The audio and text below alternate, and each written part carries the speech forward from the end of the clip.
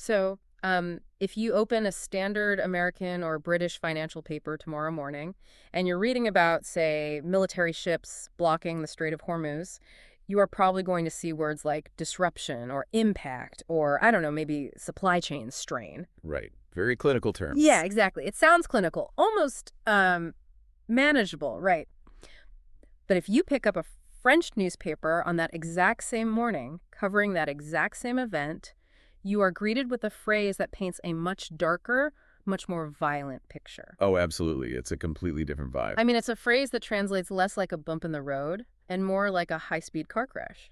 Yeah, and the contrast is really striking, because it shows language acting as a blueprint. I mean, Yeah. a single vocabulary choice in international media doesn't just translate a fact. It reveals an entire culture's historical baggage, their economic anxieties, and really their collective memory. Which is exactly the core of our mission for today's deep dive.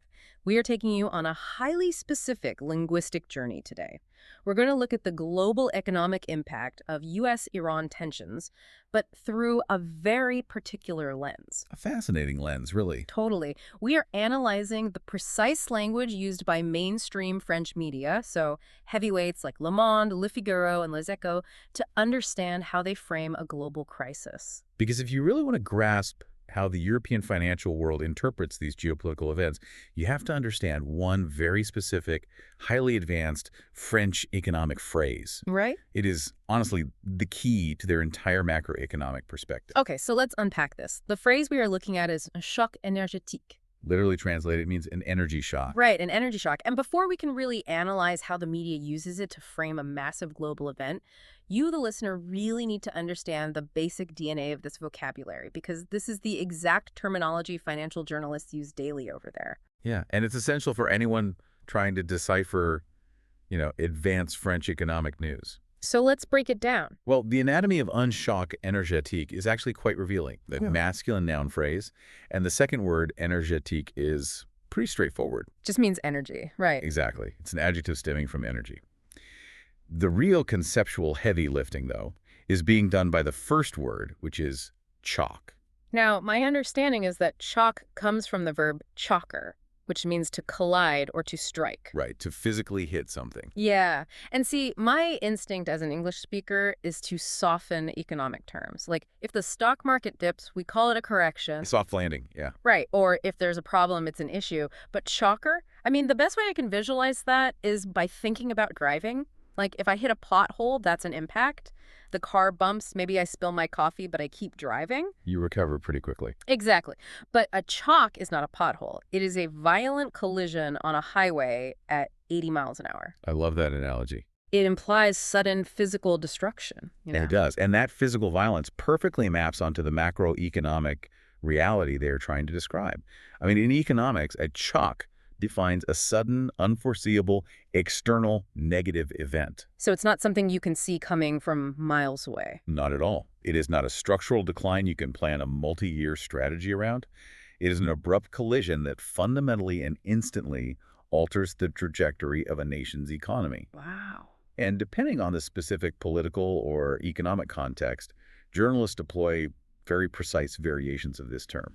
Yeah, I noticed that in the sources. I've seen "en choc pétrolier" used a lot, which narrows it down specifically to an oil shock. Right. And then there is the more academic variation they use, "en choc off," which translates to a supply-side shock. Exactly.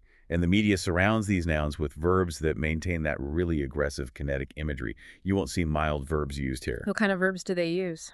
Well, journalists will write that geopolitical tensions will provoquer or déclencher un choc énergétique, meaning to trigger or provoke it. Okay, so very active. Very active. And when discussing the general public or the domestic economy, they use subir or faire face à, meaning to suffer or to face the shock. My personal favorite collocation from the reading, because it perfectly fits that car crash analogy we just talked about, is absorption du choc. Absorbing the shock. Yes. It paints this incredibly vivid picture that the damage is already done, right? The collision has happened, and now the entire financial system is just bracing itself, trying to survive the kinetic energy tearing through the chassis. The focus shifts entirely to survival and mitigation at that point. And the kinetic energy you mentioned is the very reason French media deliberately chooses the word choc over something softer. But, okay, let me jump in here for a second because my instinct is still to just call this a crisis. Sure, that's natural. Like, if tensions between the U.S. and Iran escalate and oil prices wobble, why do we need this aggressive imagery of a highway collision? A crisis feels like a perfectly adequate word. Well, if we look closely at the nuance, a crisis sounds like a slow leak in a tire, whereas this event is a total blowout. Okay, I see what you mean. And if you look at the word impact, well, it's static and neutral. A slight change in regional tax policy has an impact. A minor shift in interest rates has an impact. Right, it doesn't signal danger. Exactly. And a crisis. Crisis implies a slow, long-term, ongoing state of decay. I mean, a country can experience a demographic crisis that unfolds over 30 or 40 years. Right. You live with a crisis, it degrades your baseline slowly. But a choc is immediate. But the most crucial distinction here, and this is where we really get into the psychology of the language, is that in the French collective memory, this specific word is haunted by the ghosts of the 1970s. Okay. The sources refer to this as l'héritage historique, the historical legacy. Yes, exactly. The French economic lexicon permanently brands the 1973 and 1979 Middle East conflicts as le premier and le deuxième choc pétrolier. The first and second oil shocks. Right. And to understand why reporters use this word today, you really have to understand the trauma of those two events.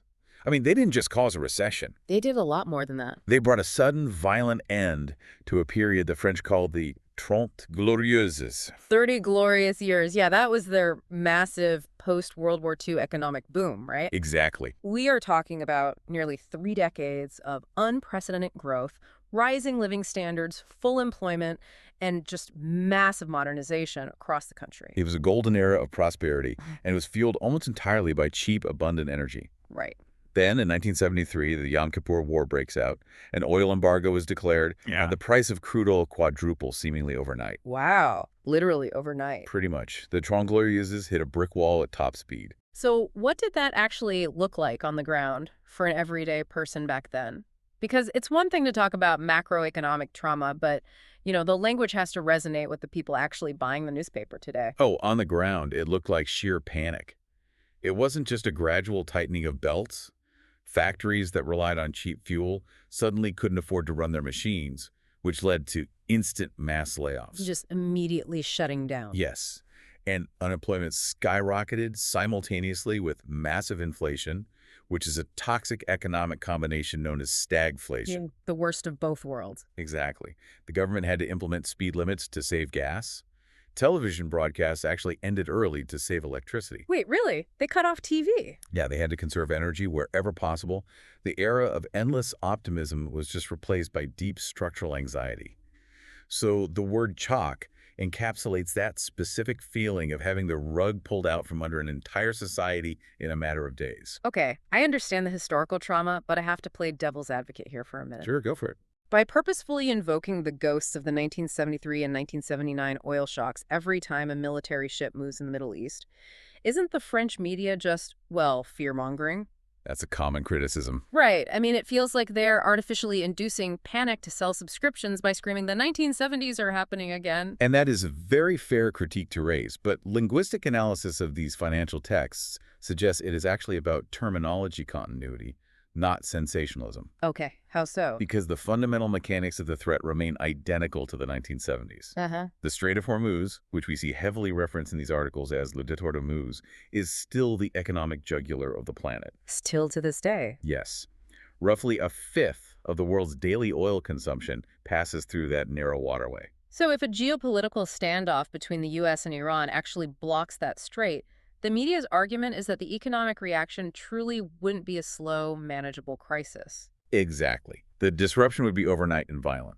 Reporters use choc because it remains the only word in the French vocabulary that accurately scales to the magnitude and the terrifying suddenness of that specific choke point being closed. So what does this all mean in practice? Like, let's say that sudden collision actually happens. What is the actual physical sequence of events that the word choc is warning the reader about? Because it's not just about ships. Right. The threat isn't just about massive tankers stuck in a waterway. The consequences have to travel from the Middle East all the way to a household in Europe. Well, the sources highlight two intertwined concepts here: soudainité, effet domino suddenness, and the domino effect. Mm. A choc inherently describes a chain reaction where one massive falling object knocks down everything in its path. Okay, let's create a specific visualization for you listening right now so we can trace this transmission mechanism. I like this. Imagine a complex, continuous line of dominoes.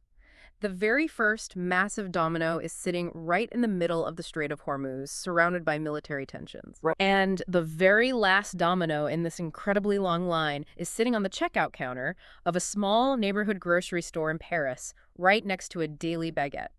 Perfect analogy. How fast does that first domino knock over the last one? Well, the reaction begins the very second the first domino falls. Instantly, global commodity markets react to the threat of scarcity. So traders panic. Exactly. The price per barrel of crude oil and liquefied natural gas spikes. That is the initial collision. But we have to remember that energy is the foundational input for absolutely everything else in the modern physical world. Right. You need energy to extract raw materials, you need energy to manufacture the goods, and of course, you need energy to physically transport those goods. Therefore, that initial spike in oil and gas rapidly translates into widespread inflation in French. This drastically increases production costs across every single sector of the economy. It hits everything. Everything. The chemical plant making the plastic packaging for the grocery store pays more for petroleum inputs. The agricultural sector pays more for fertilizer, which is highly energy intensive to produce. And then there's the transportation aspect, right? The shipping company driving the heavy freight trucks from the farms and factories to the grocery store is suddenly paying double for diesel fuel. Yep. The bakery making the baguette is paying double to keep its industrial ovens hot all night. And every single one of those businesses faces a margin squeeze. And they're not going to simply absorb those compounding costs. No, they pass them down. They pass them directly down the chain. Which brings us to that final domino falling at the Parisian grocery store. Exactly. The final domino is the consumer paying the price. This entire chain reaction takes a massive chunk out of everyday household purchasing power. And the French term for this is pouvoir d'achat, right? Yes, pouvoir d'achat. And in France, pouvoir d'achat is arguably the single most sensitive political and economic metric that exists. Because it's the metric that dictates whether people feel they can actually survive, right? Like, when purchasing power drops suddenly, you don't just get grumbling on social media, you get immense social friction. People take to the streets. They do. The timeline goes from a geopolitical standoff in a distant strait to a spike in crude prices to surging industrial production costs, directly to the evaporation of a family's purchasing power at the supermarket. It's so fast. It happens incredibly fast, and that highly dynamic, destructive transmission process is uniquely captured by the word choc. Because a crisis feels localized. Right, but a shock is a shock wave. It travels outward from the epicenter and forcefully shakes every single foundation it touches along the way. You know, here's where it gets really interesting to me. We are discussing dense macroeconomic concepts here. Ooh, very dense. Supply-side shocks, kinetic economic transmission, compounding inflation, purchasing power indexes, but our sources aren't academic papers hidden away in university archives. No, they aren't. This is the language being printed on the front pages of mainstream daily newspapers read by millions of people. And that observation highlights a really fascinating cultural difference in financial journalism. Mm-hmm. I mean, in standard macroeconomic theory, en choc is a rigorous, peer-reviewed academic term. Right, yeah. Economists categorize events as a shock d'offre for a supply shock, or a shock to demand for a demand shock. And if you look at mainstream English language media, inflation and energy prices are often framed as a political football or like a consumer complaint. Yes, very localized. You see headlines about pain at the pump or consumers feeling the pinch. It's highly individualized. It's about feelings almost. Exactly. But the French journalists take these formal academic terms, choc énergétique, choc d'offre, and splash them across the headlines. I think there is a real brilliance to how French financial reporting handles this. I agree completely. They don't talk down to their audience. They don't oversimplify a complex geopolitical chain reaction into baby talk about prices going up. No, they elevate the reader. By bringing precise academic language into everyday news contests, they equip the general public with a structural framework. Yeah. They are explaining why the grocery bill is going up by pointing to the macro-level supply shock, rather than just reporting that the bill is going up. It bridges the gap. Exactly. It bridges the gap between high-level macroeconomics and the everyday citizen. Let's actually look at how this appears in the wild, because contrasting these quotes with what we normally read is super eye-opening. The sources provided several real-world examples from major publications. Right, let's look at those. So if you were reading a French paper during a recent flare-up of US-Iran tensions, you might see a sentence exactly like this. Le regain de tension entre les États-Unis et l'Iran a provoqué un nouveau choc énergétique sur les marchés mondiaux. Translating that literally, the renewed tension between the United States and Iran has triggered a new energy shock on world markets. And the verb choice there. Yes, the verb choice provoker, to trigger, emphasizes the sudden cause and effect we just discussed. It's not passive at all. Not in the slightest. Here's another one that connects the geopolitical event directly to the fear of that domino effect hitting the consumer. It says, Face à ce choc pétrolier, les économies européennes craignent une envolée de l'inflation. Faced with this oil shock, European economies fear a surge in inflation. Notice how they explicitly link the choc pétrolier directly to the envolée de l'inflation, the skyrocketing of prices. Yeah, they spell it out. The journalism isn't just reporting a fact.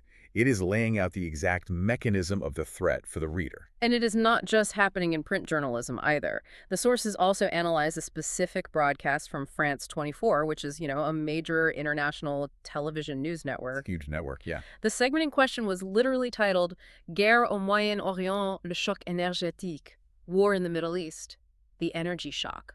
And the most revealing part of that broadcast analysis is how the invited economic experts interact. What do you mean? Well, they all universally adopt this exact framing. Right. They don't waste airtime debating whether the geopolitical event is merely a crisis or a temporary inconvenience. Right. By accepting the premise of a choc énergétique right out of the gate, the debate immediately moves to a much higher, more productive level. So they start discussing the suspension of the car rather than arguing about whether they hit a pothole. Precisely. The panel focuses entirely on how do we absorb the shock? Which domestic sectors will be hit first? Where do the dominoes fall? Exactly. How fast will the dominoes fall from the Strait of Hormuz to the French industrial sector? It focuses the public analysis entirely on the reality of oil price spikes and global economic disruption. It's just a completely different level of public discourse. So what have we actually uncovered today by diving into this one specific linguistic term? I think quite a lot. We've seen that when you are consuming French media or really trying to understand global perspectives on the news, you have to look far past literal dictionary translations. You really have to look at the historical and cultural architecture beneath the vocabulary. Yeah.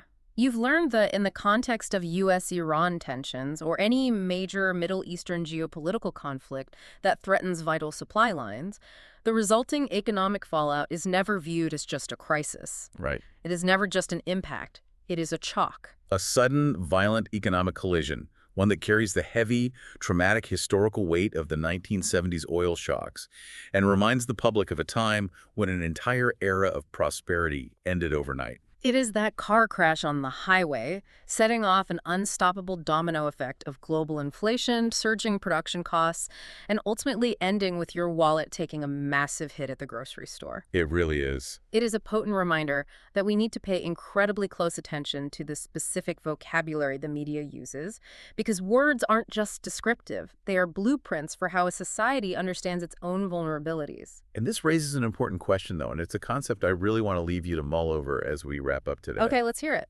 Throughout this entire deep dive, our sources and the French media have focused purely on physical energy shocks. Right. We've been talking about tangible barrels of crude oil and liquefied natural gas flowing on physical ships through the physical waters of the Strait of Hormuz. That is the traditional 20th century trigger for these massive economic dominoes. The classic blueprint for a global panic, yeah. Yeah. But looking to the future of geopolitical conflicts, we have to ask ourselves about the changing nature of modern energy. I mean, in our hyper-connected digital era, what happens when the next sudden shock isn't about physical oil at all? Oh, wow. What happens when it is a sudden, violent disruption to the massive global data cables spanning the ocean floor? Or a sudden, coordinated severing of international semiconductor supply lines? Or a massive cyber grid collapse. Exactly. A digital shockwave. How will the media, French or otherwise, describe a digital supply shock? One that freezes the modern world's new energy data and connectivity in an absolute instant, stopping commerce just as effectively as an oil embargo. That is a terrifying thought. We clearly have the historical vocabulary to talk about a 1970s physical oil shock, Yeah. but I wonder if we even have the language yet to describe the collision that's coming next.